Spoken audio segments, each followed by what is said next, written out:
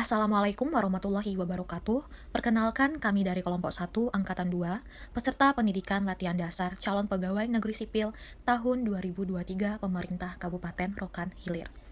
Pada kesempatan kali ini, kami akan memaparkan salah satu tokoh panutan yang pantas dijadikan role model dalam mengimplementasikan nilai berakhlak. Beliau adalah salah satu mantan menteri yang banyak dicintai masyarakat Indonesia. Ibu Susi Pujiastuti. Namanya sudah mengudara sama seperti keberhasilannya.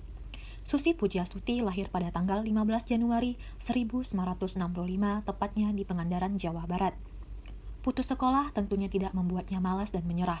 Dengan kegigihannya, beliau berhasil mendirikan PT ASI Pujiastuti Marine Product, PT ASI Pujiastuti Aviation, dan PT ASI Pujiastuti Flying School. Semua kesuksesannya yang diraihnya membawanya menjadi Menteri Kelautan dan Perikanan pada Kabinet Kerja Jokowi Dodo dan Yusuf Kala.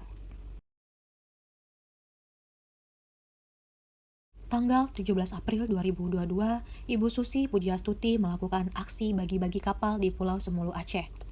Sebanyak 4 kapal diberikan kepada para panglima laut untuk melakukan pengawasan terhadap terumbu karang dan memastikan keselamatan nelayan yang melaut.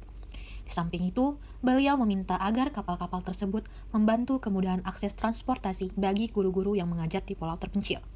Hal ini merupakan bentuk perilaku berorientasi pelayanan yang memenuhi dan melayani kebutuhan masyarakat. Dari aspek akuntabel, Ibu Susi Pujiastuti bekerja dengan penuh tanggung jawab dan dedikasi yang tinggi demi memperbaiki kelautan Indonesia.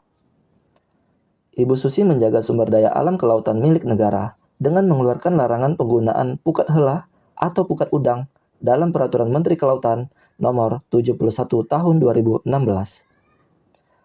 Selain itu, beliau juga mengeluarkan Peraturan Menteri Nomor 56 Tahun 2016 tentang larangan ekspor benih lobster.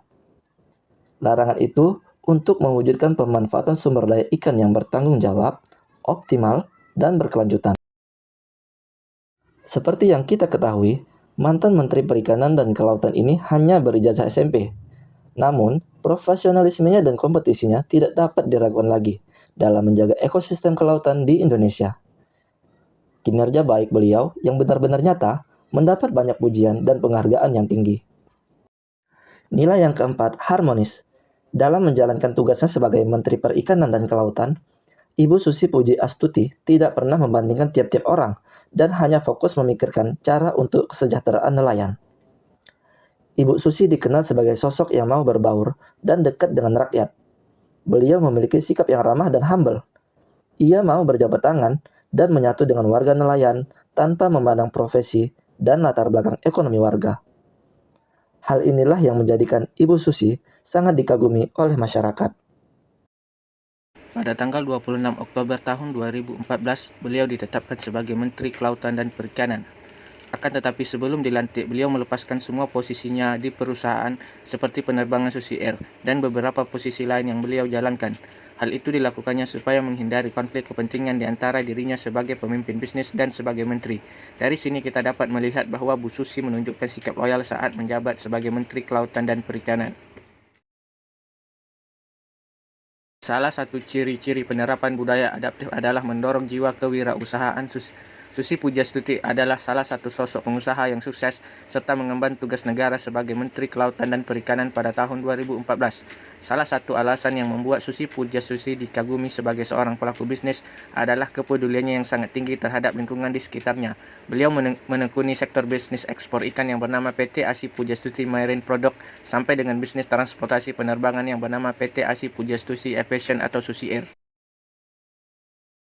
Nilai kolaboratif yang terdapat pada Ibu Susi yaitu ketika ia masih menjabat sebagai Menteri Perikanan dan Kelautan, ia melakukan kerjasama dengan berbagai pihak seperti pihak TNI untuk membantu menjaga kedaulatan laut Indonesia dari pencurian ikan oleh kelompok pihak asing.